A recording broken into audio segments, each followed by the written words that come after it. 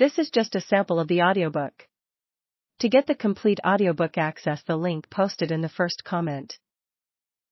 Black Elk at Little Bighorn.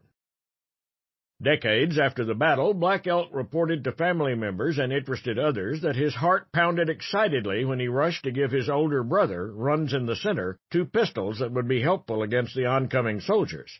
Young Black Elk, who was about 10 years old, was proud of his brother and the other men who rushed out to face the attacking cavalry. He joined their effort by letting fly a few arrows at one of the troopers hiding behind some bushes.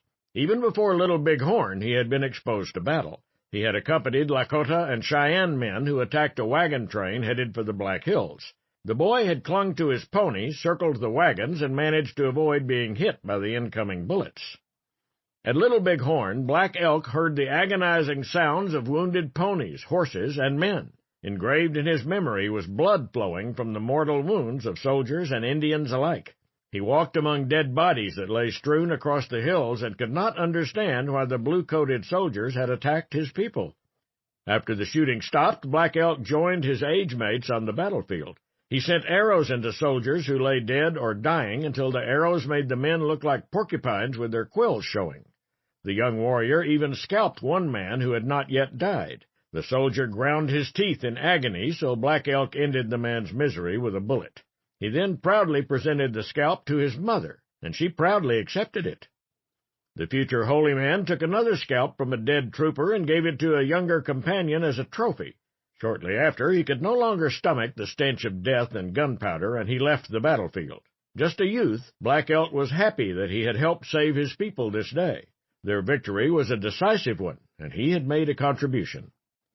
As for Custer, his mortal wounds at the battle consisted of a bullet wound to the left temple and chest.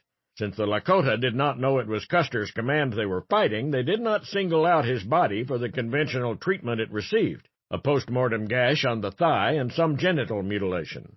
Their grisly treatment of dead soldiers was not reserved for army enemies alone. Had Little Bighorn been fought with any Lakota foe, corpses would have been treated in the same ritual fashion. Black Elk recalled what befell an Apsalake who tried but failed to steal horses from a Lakota camp one night. The would-be thief was shot, killed, scalped, and butchered such that his torso was used for target practice. It was thought that bodily disfigurement would accompany a person into the afterlife, so the dead person would be less of a threat should another encounter take place there. In later years, after the Battle of the Little Bighorn, Black Elk recalled seeing pieces of paper money blow across the plains that bloody afternoon.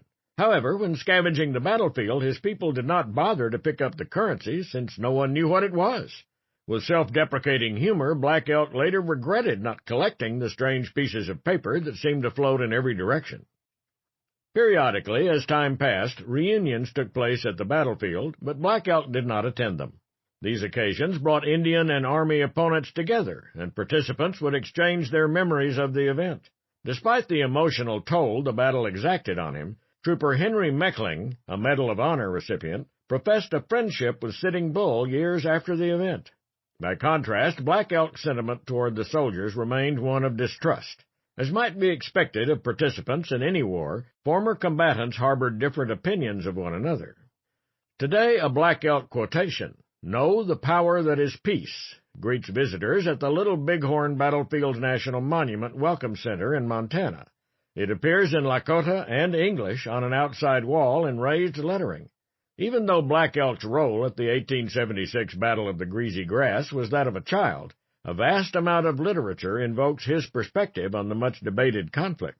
His association with Little Bighorn placed his name alongside the names of others who became legendary after the event.